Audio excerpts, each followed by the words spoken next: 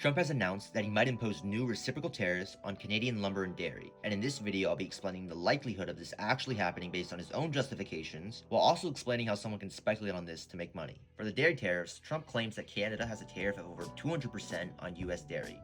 However, this claim isn't entirely true, as these tariffs are only imposed once a certain quota is met, meaning that only once a certain amount of US dairy enters Canada does additional US dairy be subject to a tariff of over 200%. And in practice, these tariffs have never been imposed because this quota has never been even close to being met. Consequently, I think Trump was operating on bad information, and I think there's zero justification for him to be imposing these tariffs as reciprocal, as they aren't. For lumber tariffs, similarly, Trump has claimed that Canada has historically had an extremely high tariff on US lumber. However, in actuality, Canada has had a tariff of 0% on US lumber historically.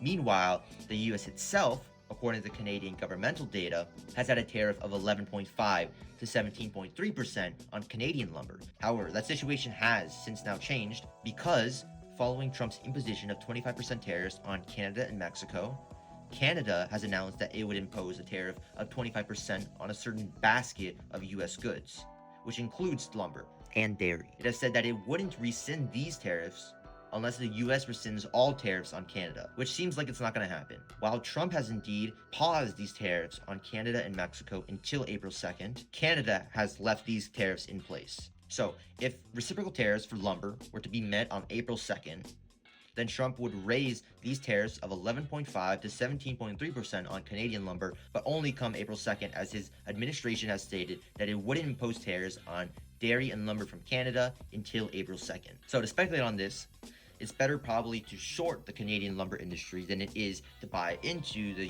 US lumber industry, simply because the Canadian lumber industry would suffer more than the US industry would benefit from decreased competition.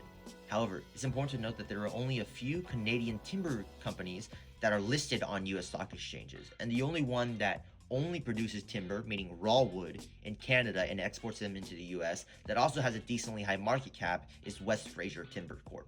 It's important to know that timber is raw wood, meaning like entire logs, while lumber is 2x4s.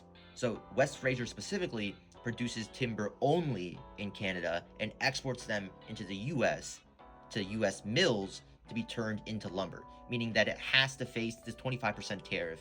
For dairy, the US dairy industry would benefit. However, most dairy producers in the US are privately owned, and the only public company that is decently large, that has a decent amount of its revenue come from dairy, is actually Kroger's, the supermarket chain, which has its own dairy production. But even then, sales from milk and natural cheese from its own dairy production of Kroger only accounted for around 10.7% of its 2022 revenue. Consequently, I wouldn't want to speculate on any specific dairy company in the US simply because there are too many other factors that are going to affect its stock price, and I just think there's too much market volatility to invest in that. So what I would do is I would wait until like April 1st to short West Fraser Timber Corp, or buy put options right up into then. But I probably wouldn't want to touch this company until like April 1st, simply because I think that there's just a lot of volatility between now and then, and it's pointless to hold through all this volatility for no, real gain. But for dairy tariffs, like I said before, I wouldn't want to speculate on anything. It's only for the lumber tariffs. But that's all for this video. If you enjoyed it, like and subscribe, comment below. I also do analyses on companies that are about to report earnings. So if you'd like to see that in the future, you can subscribe and potentially see them as I upload them in the future.